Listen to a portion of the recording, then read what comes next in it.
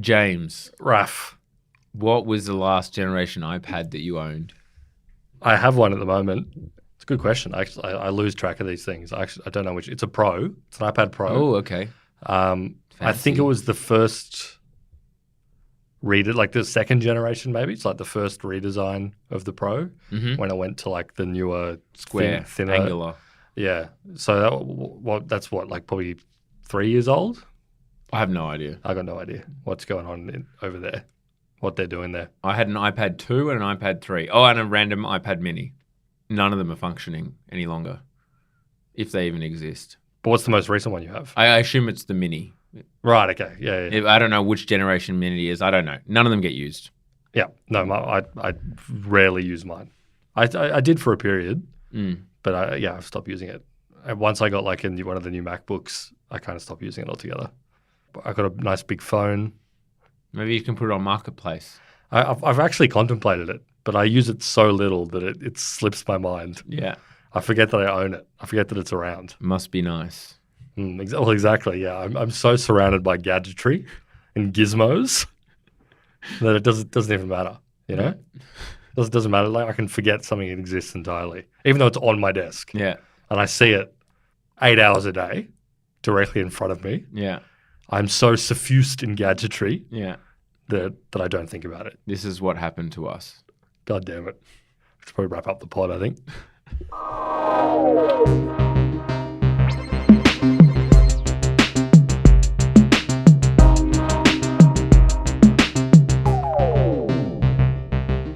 The iPad. Big square bit of glass with a computer under it. Yeah. Apple invented the tablet. They invented it. I said that to piss people off. No one's ever done it before. They released a third pencil. That's the catalyst for this episode. Wow. A third pencil has hit the Apple Store.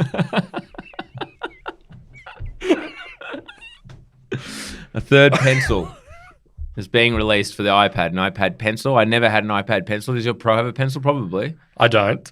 But my wife has an iPad and has a pencil for it because she does a lot of art on it. Yeah. Well, that was one of the things they said, that the iPad should never have a stylus. It should never have a stylus in the OG kind of rules of the... Fingers only. Maybe that was the phone. I don't know. The touchscreen should never have a stylus, and then they brought one out. I think it was a Steve Jobs thing. Yeah, right? Whatever. Yeah. But anyway, they did. And then up to the third pencil. The third pencil, worse than the second, except it has USB-C. Yeah.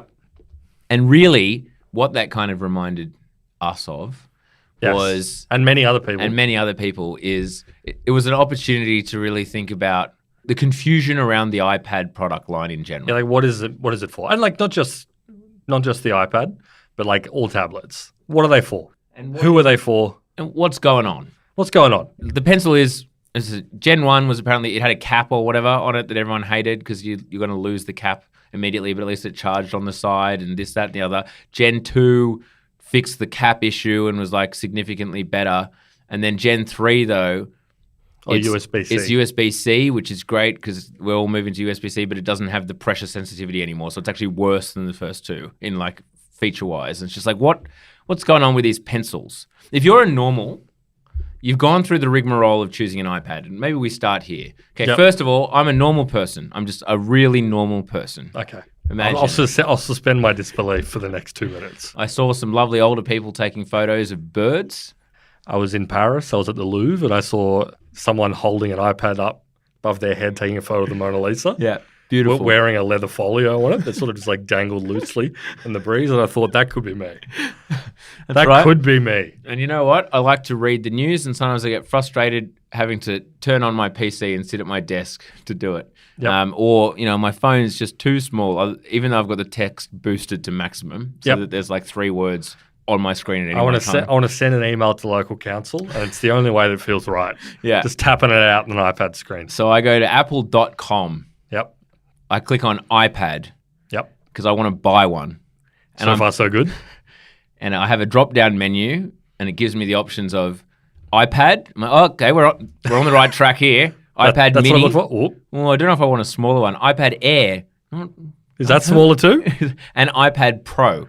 So already I'm like, okay, few options here. Look, I came here to buy an iPad. I'm going to click on iPad. Yep. And I've got 10th gen, and then I've got 9th gen, and 9th gen has a button. Maybe that's a good thing. You get more of something. Maybe, you know. But what's the price here? I don't know. Point being, it's friggin' confusing to start with. Let alone then all of a sudden it's like, would you like to add a pen? We've got 3 options. 1 of 3 pens. But be careful. They don't all work with each other. Yeah. Some of them don't work with one of the iPads you selected. So if you just press the iPad button because you don't want an iPad, at least 2 of those pens are not going to work. It's confused. It's not good. And to be perfectly frank, like I think that this is a Tim Cook thing. I think Jobsy is rolling in his grave. Okay. I don't think Jobs would allow the state of things to have gotten to where they have, at least in the iPad lineup. Yeah. It is confused. Well, to understand what he thought, maybe it's worth going back a little bit. I thought you were going to say like bring out a Ouija board. That's it, exactly. What do you think about the current iPad lineup, Steve? And then it's just like my hand's drifting to like fucked. Because, okay, the iPad's been out for a long time. Yeah. It's been out for 13 years. The first one came out in 2010. And many people have probably heard the story before. Tablet computers existed prior to the iPad. Yeah. They were normally bulky, like Windows devices. In fact, Windows was like, and Microsoft was some of the first to push into this space via their third-party vendors, but in having like touch-supported versions of their operating system. And you could have these clunky, stylus-driven tablet computers. And there were a few other ones as well, different form factors like the Palm Pilot, not quite a tablet, sort of like it was like a PDA, as they called a lot of those ones, which were sort of phone-sized, but let you organize all your meetings and shit. Yeah. I mean, what is going on there? I remember, personal. That was the dark time. That's like, exactly. Someone walking around with a Palm Pre. Yeah. What, organizing themselves? Was a calendar? Yeah. And that's like 2003, and that's what you're doing? Yeah. That's a really negative signal for someone. That's what you're concerning yourself with? Yeah. But yeah, so that you may have read before, the iPad was sort of conceptualized before the iPhone in the sense that deep in the bowels of Apple, they figured out multi-touch displays. And they were like, this would be a sick interface for a computer, but it was a little bit undercooked. And somebody, as the story goes, it was Steve Jobs that came up with the idea to put it in a phone. But I think it's quite possible that it might have been someone else. Just putting it out there. They released the iPhone first, obviously a massive success, and only 3 years later, it's kind of hard to forget with like the timescales. It wasn't that long after the iPhone came out that they released the iPad, and they released the first generation one, and they sold it and Steve Jobs got up on stage at the keynote or whatever and sold it as this is the future of computing, basically. Like this is a device that you're going to sit down and make stuff on. Yeah. You're going to write. You're going to consume content and watch video, yes, but you're also going to like do stuff on it. Yeah. And I think charitably you could say that literally was not possible for another probably like 7 or 8 years. Yeah, at least. Yeah. They became essentially like the very standard of like a consumption device. Yeah, there were a lot like tech people liked them and they were used a lot. And to be clear, and as we'll get into, they sell a lot of iPads. Yeah. If the iPad was a standalone business, it'd be huge. Yes. It'd be huge. It'd be doing what, like $5 to $6 billion a quarter. And if it was just a standalone company and their only product was the iPad, you would think of them as one of the biggest and most important companies in Silicon Valley. Yeah. Not that you probably could get away with making an iPad. Of course, you couldn't like just do that, but yes, like it's big. But the main reason you get it is because to Netflix and chill. No, but that was as you said. Like, I think we got it originally. I don't even really know why. I think because it was cool. It was a cool device. It's a cool new thing. It's a big multi-touch screen. It was a cool tool, and I think it was for sitting in bed, and it's more convenient than having your laptop. In bed was basically like the reason for existence. And to be clear, reading stuff on the iPad better than reading it on a computer. I actually do agree with Steve Jobs' original vision. We can get into that in a minute. I know that you disagree. This is like it's one of the few large down-round disagreements that we've all actually. I think we might have been the first. I think we've only had 2 subsequently. Yeah. That's not true. I shouldn't put you into agreeing with all of my ideas.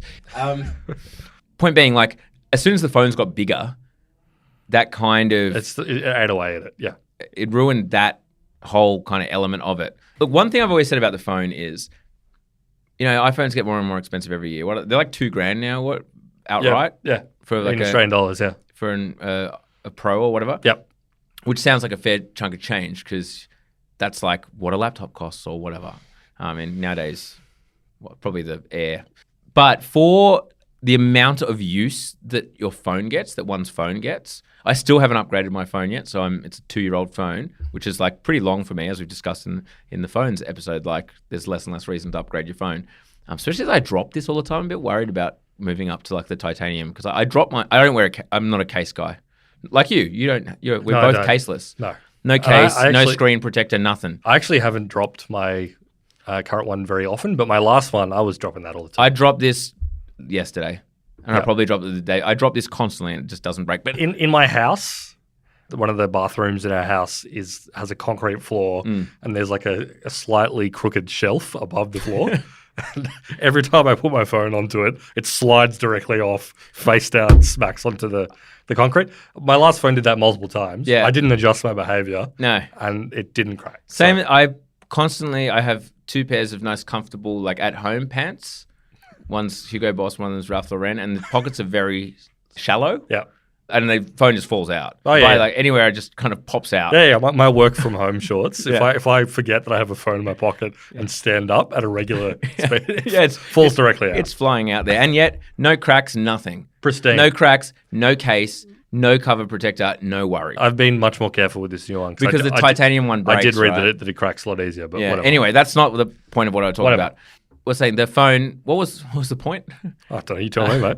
Phones are expensive. Phones are expensive, but the use of them, like $2,000, it's a thing. Look at your screen time. I'm talking to you, the listener.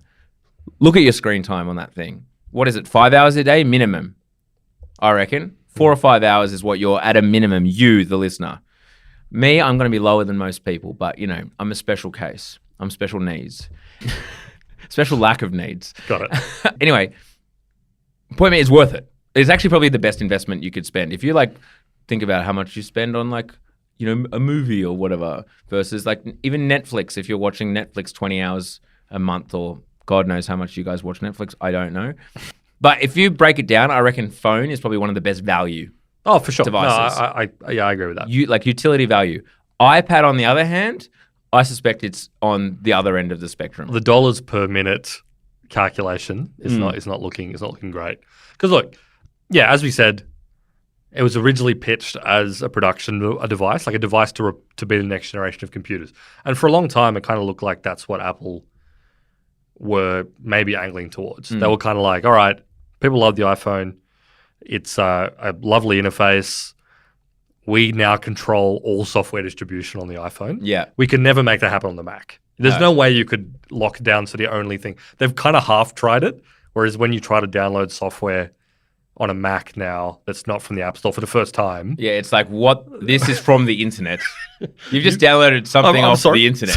Sorry, you just downloaded this from Zoom.com. Do you think that's safe? Do you think that's okay? We have no fucking idea what this is. Something just downloaded itself to your computer. Are you aware of this? And you need to go to 5 menus of settings and say that you're allowed to do it on a button that doesn't even really make a lot of sense for with a weird lock-unlock, and it's just you're legally, you are telling us that when your computer catches fire now, that's on you because this is crazy what you're doing. It's insane the stuff that you're doing. Yeah, totally. So they would like to do it, but obviously they can't. So the cynical version is we can have the computing platform that we control 100% from the ground up. Yeah. We're getting our 30% cut on every bit of software. Yeah. And to be fair, I think they think the experience will be better because it is. The experience of going to an app store and downloading something from a trusted app store and subscribing to things through the app store with one thing, you can end your subscription however you want, blah, blah, blah, blah, is, I think, better objectively than friggin' installing random shit. As a customer experience, it is nicer.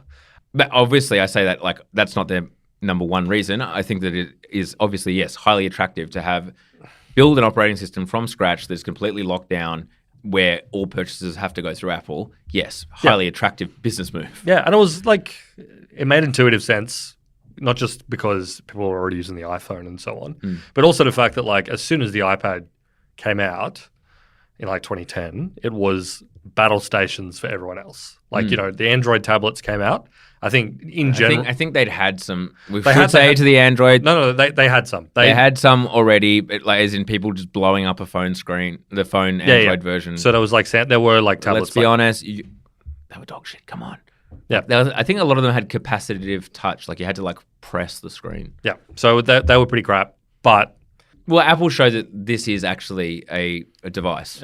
This is a viable device. and it's like a desirable one that's for the average consumer. And they did that pretty well. But like probably the biggest response to it was like the Surface line from Microsoft. And then also, even though Apple has never and will never probably introduce a laptop that has touchscreen, maybe they will, but it seems they've resisted it for a very long time, possibly entirely on the basis that Steve Jobs seemed to viscerally hate it. I mean, this is the thing that came up previously that we disagreed on. I think that the future of an Apple operating system is the iPad. The idea is not one day add touch to OS X or whatever they friggin' call it, a Mac OS as they call it nowadays. It's Mac OS becomes kind of more and more niche, and iPad OS that's going to be the OS. I disagree. And takes market share from Mac OS. I disagree. And I've thought about it more deeply about why I disagree. The hump that they can't get over with iOS is that iOS is like app forward. It's the core organizing principle of iOS is apps. Yeah. You open up your app, your iPad, and you've got a screen full of little squares. You tap the one you want, and then you perform the tasks. Whereas on Mac, and especially for people who do anything professional, the core organizing object is the file, right? Zoomers don't give a fuck about files in the file system. But they still have to when they're doing like professional stuff. I don't think they do. They use apps. They open Google Drive and then they go to HubSpot or whatever the fuck it is. Like they go to Canva or Figma or whatever their like thing of choice is. It's a web app, I reckon, for the most part. Yeah. Which is why they were able to grow up on Chrome, which is effectively just a friggin' it's just an instance of Chrome, basically, like a Chromebook. That's what I'm talking about. For them to fix this problem, because I still think a lot of like the motions linger, even if that's true, about how you interact with files. Because try to grab like a file from like a window on Mac or Windows even, and drag it from one window in like a application you're using into another one. 90% of the time, it will do what you think is going to happen. It'll move that file or that object into the other application to the extent that it works, like a PDF or a Photoshop file or whatever. If you do that between like iPad windows, that works maybe 10% of the time. But you don't need to do that. Like dragging files, I see what you're saying, as in like, I want to take an image out of this folder and then shove it in Photoshop or whatever, right? Like this kind of is the interaction. But I mean, the share function between apps achieves the same thing. I don't think that you need a whole list of friggin' files. The list of files is MS-DOS. You know what I mean? It's like, this is the name in the directory of this file, as opposed to like if I'm doing that nowadays, I click on the photo in my photo gallery and share it to my photo editing app. I'm not saying this is there now. As I just said, I don't have an iPad. I have a MacBook Pro. No, I have to. And like the actual file system itself, I don't even use my MacBook Pro like I used to. Like I don't organize my folders. Basically, everything ends up in the downloads folder. I agree. And I just search for everything. The behavior's changed. But at the same time, the only way that you can like use an iPad right now, and we'll get into like the productive uses of it, but the only way you can do it is that if you use an application that is like really well integrated, like the iCloud Drive API. And some of them do them quite well, but at the same time, that's still just like the Mac file system, just pasted in like a really awkward way into the way the iPad software works. So, I mean, like, I agree with you that it's maybe solvable, but it also strikes me that like they're not actually putting a vast amount of effort into solving it. I think they are. And people point to this as a flaw, and it is a flaw. But like, how many times have they tried multitasking on the iPad? There's like 3 or 4 different ways to do it. And they all obviously don't really work. But the point is they're focusing all of their effort and attention on attempting to fix this issue. Because I think the strategic direction is like, we want people to be using this thing as a computer. I agree. But the most recent one is Stage Manager, which is just like maybe slightly better, but it's such a different paradigm that doesn't really cohere with anything else they do. Yes, you can get Stage Manager on the Mac as well, but makes even less sense. And people have we all have our own ways of using our computers that we want to open it up. And like, I'm a switch between desktop kind of guy-ish, but like I have certain windows or whatever that I like in one. The 4-finger swipe across. I'm that guy. I'm kind of, I don't even know what they call that. you spin over to like a new version of the desktop by Yep. going 4-finger swipe. Like spaces, I think they Yeah, call it. spaces. That's just my personal workflow is Yeah, using a bunch of them. And I'm the same. I have them. I have my stuff spread out across the. so you get used to it. Then as soon as if they're going to introduce another kind of workflow, it's like absolutely not. Like I have my way of working that I've been using for a decade. I ain't changing it. But my point is like there are going to be people who have to use computers for a long time. Yeah, if you're editing music, as we've discussed, it's way too hard at the moment to do it on an iPad. It's people do it, yes, I know, but like for the majority, you can't. So people, as just a clarification, when we did our episode about music production the other week, people did bring up in our Discord that Logic and Final Cut are both on iPad now, which we neglected to mention. Which shows again that they're kind of trying to move people over to that. I don't know, if you need RAM, video editing, obviously, if you need graphics cards, blah, blah, blah, blah. I mean, the Macs basically abandoned that, though, to be perfectly frank. But yeah, there are going to be people who are going to need computers. I don't think this is happening anytime soon. Yep. I think the big example of it is that they've made absolutely no effort to let you use the iPad to code. Yeah. Like to make apps or like to run like Xcode or whatever. Yeah. Theoretically, it should, because this is the other thing that it comes down to. The iPad, every year they load it up with the latest chip. Like they cram the latest chip into it. But like for the most part, there's not really anything on there except they can use a friggin' M2. Except when you're playing some of the games potentially. But again, iPad gamer, that's a dark class of users. And also it's still just weird to add peripherals to, in that like most people want a bigger screen than an iPad gives you. Like most people's setup at home or whatever is a bigger screen than what the laptop is. If you look at like the class of people who are using it most professionally, it would be artists and people who are like drawing with a pencil. Yeah, it did do quite well at merging in the functionality of like having a design, like a graphic design tablet or whatever that people use to illustrate in Photoshop or whatever. Yeah. I don't know if it fully replaces that, but it's like a pretty good halfway point. I think that the thesis, which is the same one, I think the Surface probably does it better in the general sense of there is a device that sits in between a phone and a laptop. It's like there is a middle point that has value that the other two can't do. I don't think the iPad like knocks it out of the park. Well, it doesn't. But at the end of the day, my hypothesis comes down to if you think the future of like interacting with programs is web apps, cloud, basically running nothing locally, which I think is the future of everything, then the iPad makes more sense than a MacBook Pro. Yeah. And it just so happens that all of their business incentives are totally aligned along that strategy because they're going to make more money because everything has to go through this freaking app store and is locked down. And that's going to be annoying for a bunch of us and blah, blah, blah. But like at the end of the day, if you think that's the future, then it doesn't make sense to like turn the MacBook into a Chromebook. You know what I mean? Like you just make the iPad better and make... Yeah, no, I totally see that angle. I guess, the only thing is just like I've tried on multiple occasions to use the iPad as like a proper productivity tool in the sense that like I've had the keyboard folio or like the external keyboard and I've been like, and I work on it. And they've improved a little bit recently now that you can like connect a mouse to it and shit like that.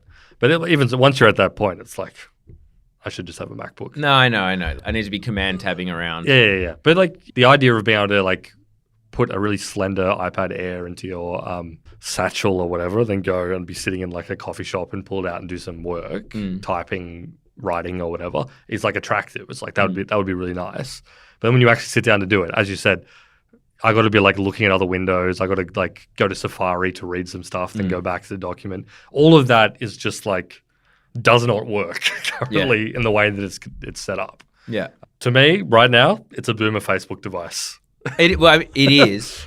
Look, whether it actually crosses that hump or not, I guess time will tell. But yeah, I genuinely see Mac OS dies before iPad OS, IMO. That's just what I think. I think you're terribly wrong about that. But I get where you're coming from, especially with the idea that things are only ever going to be more in the cloud, more running remotely, potentially more like AI driven, not just... We'll need to interact with files less. Yeah, I basically agree that's probably true. As to whether that means that like the rectangular touch screen is the way that everything is, I don't know. Because at the same time, they pitched this as the future of computing, but now a parallel business unit is saying no, the future of computing is like spatial computing, VR goggles, things like that. Yeah. And they're not that compatible. Like they're two in terms of like the main way we interact with cyberspace, you know, the main way we interact with software, they're pretty diametrically opposed views, right? Like, yes, they're going to coexist. I don't think one of them is going to like win, the other one fail, but they are kind of exclusive as like the main way we interact with computers. Well, like as in what VR, if they really spatial think, computer. If they really think that spatial computing is the future, and it is, that kind of precludes the existence of the iPad, right? Yeah. Maybe not. Maybe like, and as I said, doesn't mean that it's going to completely go away, but it definitely, they're competing visions. AI, I guess, and all of these latest things, it does kind of throw that on its head if we're just kind of randomly talking aloud all the time to various things and that it's guessing what our next movie is. God knows what that world looks like. But, you know, I mean, look, at the end of the day, right now is the worst time, I think, to be bullish on the iPad. Literally right now. Yeah. We expect Apple to make some announcements very soon, possibly within a week or two, but more probably next year. But right now, there is still a friggin' iPad with a button. I mean, there's an iPhone SE with a button on it, like a home button, which that blows my mind. And that is, I think, that is testament. That is a Tim Cook thing. Do you really think Steve Jobs would have allowed an iPad and an iPhone to still exist with a button on them, like a home button? That went, iPhone X, like iPhone 10. Yeah, he's got logistics brain. He's got logistics brain. He's like, we've still got all these parts. Here's some great deals that we can strike with TSMC or whatever. Yeah, TSMC have already paid off all of the equipment for building those like chips and whatnot. So he's in his Excel spreadsheet. He's clicking around. Yeah, and he's going, hang on. Yeah, if we just keep selling. Hang on. But also, you know, like they seem to have more of a commitment to opening up that lower end of the market as well, and not just being 100% premium, even though even their quote unquote budget devices are like priced well out of what a budget Android device might be. Yeah. But it adds to the confusion, as I said, like opening up this, they've got to get rid of one of them. I don't think the iPad needs to exist. The fact that one of them is just called iPad, that confuses everything. That throws everything out the window. Well, you got to give it a different name. I was trying to figure out like what is that supposed to be, because it's not like it's a pure budget play, because it's not that much cheaper than the Air, right? Yeah, it's a little bit cheaper, but it's not that much cheaper. Yeah, and the consensus online is like that is their education market play and kids play, basically. Like you buy that for a kid, or like an education. And again, it's like I kind of get it. The education thing is never good.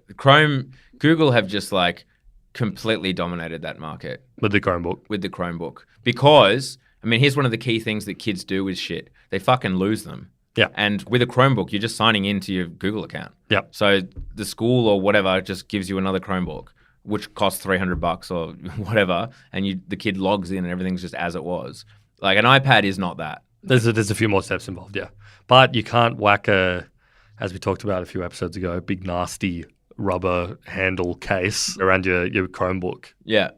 That's true. But I mean, you also can play games on an iPad, whereas the Chromes, they lock that shit down. I mean, that's another story about, but yeah, I do understand that, because there's also rumors of Apple attempting to, I don't know if this is true or not, but there's rumors of them attempting to make a super budget MacBook Air thing for educational purposes. I think that, I mean, Google's just smashed them so hard in that department that it's going to be very tough for them to basically rebuild an operating system to allow schools to create like a very one-dimensional cheap device that's going to be competing with Chrome that they're already using, that doesn't have like Google Docs and Google Spreadsheets. Anyway, that's another conversation probably for another time. However, we haven't had an iPad announcement in more than a year. They're in a weird spot at the moment, Apple, since they started making their own chips. The M1 came out, it dropped, it was hot, we all loved it. M2 followed a year later, and it felt like, this is just going to be like the iPhones, like every year a new chip coming out. M3 was supposed to come out this year. Hasn't really happened. They finally announced a Mac Pro, the top of the top line computer, which uses like an M chip, but like it's not that good. But it was only this year they stopped selling Intel, basically a device with Intel chips. It seems like it's harder to make chips than it turns out. Like TSMC's changed the processes for the 3 nanometer. That turned out to have terrible yields, blah, blah, blah, blah. We're not going to go into it because I think people will be too bored, but it is fascinating in my opinion. Yeah. No, it is. We discussed it at the pub before, and we did. I shut it down. Ruff spoke uninterrupted about 5 minutes about 3 nanometer chips, and I said people want to know why Boomer love iPads so much. That's what the people want to hear about, and it's a fascinating question. But it is. But my point is, now that they're making their own chips, they're running into the same problems that Intel used to have, and we're not seeing new iPads, we're not seeing M3s. The iMac is still on the M1. Blah blah blah blah blah. I'm not getting into the processors, but I still get to throw M's around, right? There's a lot of M's being thrown around. I agree. No, totally. It is interesting, and it'll be interesting to see what they do because, as we said, in terms of like the competing space. Well, like generally, even though, as we said, iPads are a confused product line that haven't really found their identity. Also, to the further point about them trying to like make it really define its identity, they split off iPad OS from iOS. Now they're two separate operating systems. Yeah. They did it a couple of years ago, and it's just they've done absolutely nothing with that today. There are a few features. No, yes. well, I mean, the multitasking stuff is the main stuff, right? Like, But that even put on iPad but, and not. but nothing in that And all the stylus couldn't stuff. have just been like the iPad version of iOS. So they've been like, this is a different operating system, Yeah. folks. It's following a different journey because it's the device is something different, and they've really done nothing with it over those 2 years, which is interesting. Yeah, I honestly think the iPad is powerful enough to do anything I do. Yeah. By far, I mean, especially the Pro. Like the Pro's fantastic. It may as well be an Air or whatever. Like, but the key issue is just connectivity. In that they brought back ports on the MacBook Pro, and like I really think that more people would use an iPad Pro or even an iPad as just their day-to-day machine if it was very easy to plug in another monitor and all your keyboard and mouse and blah blah blah blah. Yep. Like that alone would make more people use them, but because it's one port. Yeah. And it's friggin' weird. I also think that, and here's the other thing that it's kind of like the elephant in the room we haven't mentioned at all, which is that they have kind of backed themselves into a corner and dug their own grave with this, in that they can't, for the moment, put it in a position where it's going to cannibalize their Mac sales. They're just not going to do that. I have more faith in Apple to do that. Like they did that with the iPhone cannibalizing the iPod. iPod, one of the biggest selling consumer devices of all time. And what do they do? When it was at its peak, they just dropped an iPod killer in the iPhone. And like they cannibalized their own product. And that is a sign of like a good business seeing the future. Now, that again was Jobs era. And, you know, I was just reflecting on the fact that, at the beginning of this episode, you know, we said, oh, you know, it's convenient that also like locking down the iPad means that they get all the revenue. But I mean, Steve Jobs originally didn't want there to be an app store on the iPhone or iPad. Like he wanted it to be fully controlled. And he did have, like, I'm not, you know, a Steve Jobs genius. Like, wow, some people are just born different, you know, like the Alexander the Great of our time. You actually thought whatever. he was stupid as hell. You pegged his IQ at like 80. Yeah, that's pretty good though. That's smarter than 80% of people. That's That's the top 20% of IQs. That's so true. That's what it means. Yeah. But you know, he did care about the experience and wanted it to just be like a purely Apple experience. He didn't want there to be third-party apps and whatnot. Yeah, well, his vision was like web apps, which like actually was maybe kind of prescient, but it certainly wasn't true back then. Yeah. And it became incredibly clear very quickly. This was even before they had mobile versions of websites. Yeah. So people were like pinch zooming into like the Commonwealth Bank website to log in and look at their... Yeah, click on form fields or whatever, and a friggin' the keyboard like pops up and just covers half of the website. It took them, I reckon it took charitably 5 years for that to like get into a position where it was good. And it's only like in the past few that it's become really good. But no, I actually don't have faith in them to be able to reconcile the problem. Because like, you know, the use cases for a computer versus a phone are more varied and specific and niche in a professional context and a personal context for them to like butcher that and replacing it with a device which at the moment can't do those things quite as well. Yeah. So I think they are actually backed into a weird little corner where it's like if they made the iPad capable of doing what you're talking about, plug into an external monitor reliably, maybe have a more expansive OS under the hood that can do other things. Maybe you can do entry-level software development on it or other software development. I mean, you can like do entry-level software development Well, you can on it, in like, Replit or something. But yeah, I'd say like they bump up to a position where it can do it. It might cannibalize Mac sales, but also might put them in a position where they lose a certain class of customer who's like, well, fuck this. But that's happening, right? That's happening with the Mac Pro. They've just abandoned that full professional grade tier of client. Although they have kind of like a Mac Studio can replace most of that for a particular user. A big animation studio. Totally. You Maybe can't not. because No. you can't you plug in extra graphics absolutely. cards or whatever. If But- you're a big music studio, the fact that you can't jack the RAM up to an insane amount means that it's restrictive for those big pro environments, which like was always their kind of thing, was like the most creative, like the people making squillions of dollars off being creative, and the studios you want to be in and the workspace, they're all using Mac. Whereas now it's like, well, they just can't. Like they literally, the best Mac is just doesn't have the specifications that are required for this kind of stuff. Yeah, for like a server farm that's rendering stuff, whatever, totally. And so like they're kind of moving away from that direction because of the whole system on a chip integration, blah, blah, blah, blah. Like I get it. So I don't know. Like, again, they seem to be kind of happy to move away from that. I guess the question that it comes down to, and maybe our disagreement is, it's like, okay, if spatial computing is the future, which is still an if, because none of us have actually interacted with it. I guess my conjecture is, say let's just put our time horizon out to 30 years. Well, firstly, do we agree that in 30 years, possibly spatial computing is how we interact with like stuff? Or do we still think it's screens? No, yeah, like in 30 years, assuming that we're still around and interacting with software or whatever. Yeah. Some version of kind of spatial computing is probably going to happen. Yeah, yeah. Okay. You're going to be. I think it's quite possible you could be floating like a sack of amniotic fluid. Yeah. Big wire in the back of your head, being like jacked off by 5 robot arms. Yeah, or just by like the gel itself. That's a few more years after that. Well, at that time, it's gonna be weird spiky robot hands. Yeah, okay. Maybe a bit later you get the gel to like form and coalesce. Yeah. But so if we agree on that, then the disagreement is around the interim step. Yeah. Do we go from sitting on Mac OS, like laptop or whatever studio keyboard screen that's not iPad OS, or is there an interim thing where everything basically moves to like an iPad OS between now and 30 years' time? That's, I guess, the fundamental disagreement. I personally say that iPad OS takes over. Okay, I disagree. I just think that they haven't shown enough like commitment to the vertical. Their decisions have been kind of odd and like slow and not implemented that quickly. They don't talk about the iPad that much anymore, as we were talking about. Like it gets lost in the storm of like if there's it's obviously going to be the case. They're going to focus on the phone more than the iPad because it's like. I mean, I should chuck in like iPhone OS could be the kind of interim step in that we just have no need for a computer. Yeah. Like why can't you just plug your iPhone into a screen or whatever? Yeah, I mean, like would probably make more sense actually, but. They haven't shown the commitment to it. I think like iPads have just like receded from the general culture a bit. There was a period where they were hot. The people were using iPads a lot. I feel like I used to see them in a professional context more than I do now. When was the last time you've seen an iPad Mini ever? You just don't see them. You don't see iPad Minis. No, they're gone. And they're fucking expensive. They're like $900 for an iPad Mini. And even getting out of the Apple realm, when was the last time you saw like a Galaxy Tab or one of the other ones?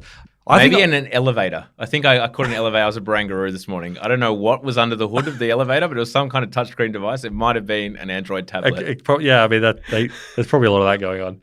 I think, like, honestly, if you want to talk about reactions to the iPad that have done successfully, I think I probably see more Surfaces around than people using like... Yeah, because businesses are buying Surfaces, right? Businesses buy Surfaces. And, like, I guess, hat tip to Microsoft, they use it as an excuse to get into the PC hardware game. Yeah. Because like all the OEMs that have Microsoft would have pitched a fit if Microsoft went straight into like, we're building PC towers. Well, also they were Apple was obviously smoking everyone. The PCs, the laptops looked like shit still. It was like Dells and Toshibas and whatever. And Microsoft had created this operating system that you could use touch with and were just like, here's what you can do with the operating system. Like here's how you can make this device that actually is sleek, looks good, and people can use their fingers and whatever to interact with it for like a decent price. Like it was smart them creating the Surface, and it made all the other PC manufacturers lift their game. I feel like I mean, the Sonys and whatnot, the release after that were quite beautiful. And so did Apple. Like the most important computer or laptop release of the past like 15 years, probably like the refreshed Air. When they first refreshed the Air and made it into something that was useful. That just like completely changed the way that laptop manufacturers made their computers. It killed netbooks for one, which was like a dark time in history. And it's actually funny and relevant to this is because like iPad came out, it was pitched as like, why have a netbook? Yeah. Like this fucking 300 megahertz processors or whatever that like starts emitting 90-degree heat from its chip. Yeah, and, when you're trying to look at your email. Yeah, when you press like Shit W, basket screen. then like a key on the other side kind of comes up. Like the Yeah, keyboard the whole thing tilts. When you could have an iPad. Yeah. Like it looks sleek, it looks nice.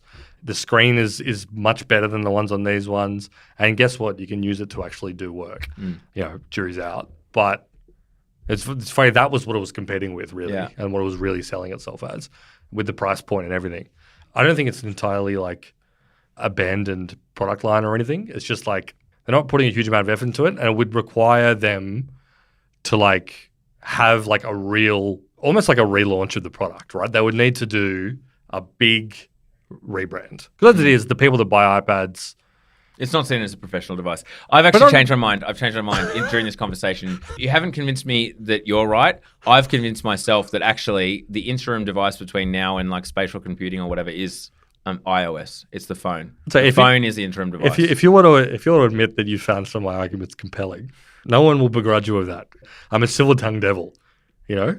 I don't think that's your take, though. You think that Mac OS will just like... Well, I just mean it's going to stay around. It's nerd shit, you know. Must have file system. Like, fucking hell. Is that what I sound like? At least they're not called like the C drive and stuff on Mac. That's crazy that PCs still have like letters and shit. Did you know? Okay, here's a little. This one's for the listener. Do you know why screenshot is Command Shift 3? I don't. Well, and why it's not 1 or 2, and 1 or 2 are nothing at the moment. They're eject floppy disk. Oh yeah, okay. It's a little remnant from times gone by. What does Apple know that we don't? They're bringing back their floppy drive. Maybe.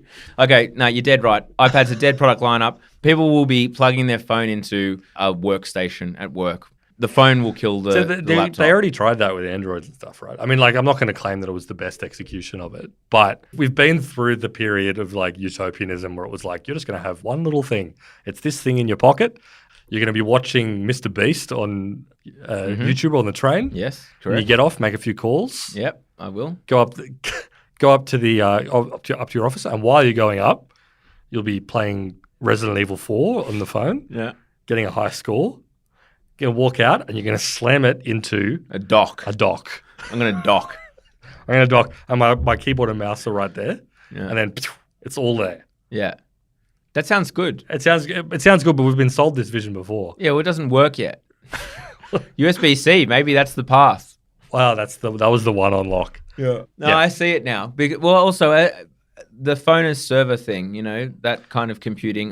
That's the future. I've changed my mind. It's the phone. Okay, well, you haven't given enough time to rebut whatever your new argument is that you came into over the last 15 minutes. But, okay, well, there we go. That's the purpose of Down Rounds. You know, you listen, you grow. Hopefully a lot of people have grown. It's the dialectic. It's the dialectic, exactly. Knowledge is not stationary. No. You get new information. Yeah. You think about stuff. Yeah. You hear why boomer love iPads so much. Yeah. And it completely shakes up your vision for the future of computing. They do be loving the iPad, though. Yeah, boomers do. But that's purely surely just like it's a text, like it's bigger. That's it. I don't know why they persist with taking photos with those fucking things. Like the cameras on iPads are so shit. But they are shit, but they're also just like so much better than they need to be. They insist on putting like the camera housing from like the previous version's iPhone or whatever. So like every new iPad they put the Pros at least. The Pros. Yeah, right, they put that fat iPad casing on it. Like the fat iPhone camera casing with like fairly good optics.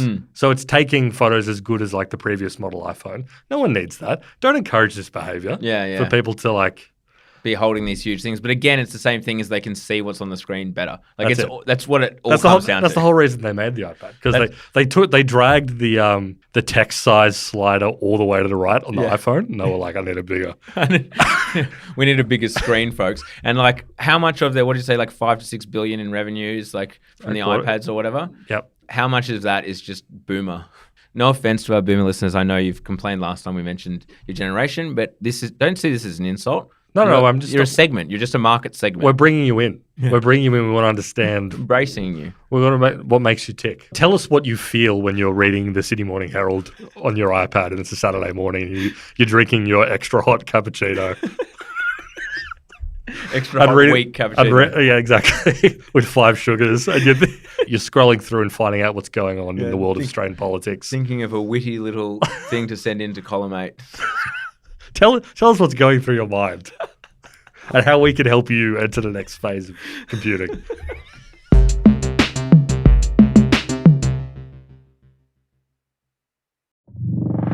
If you're listening to this, did you know there's another world out there where you get a second episode of Down Round a week?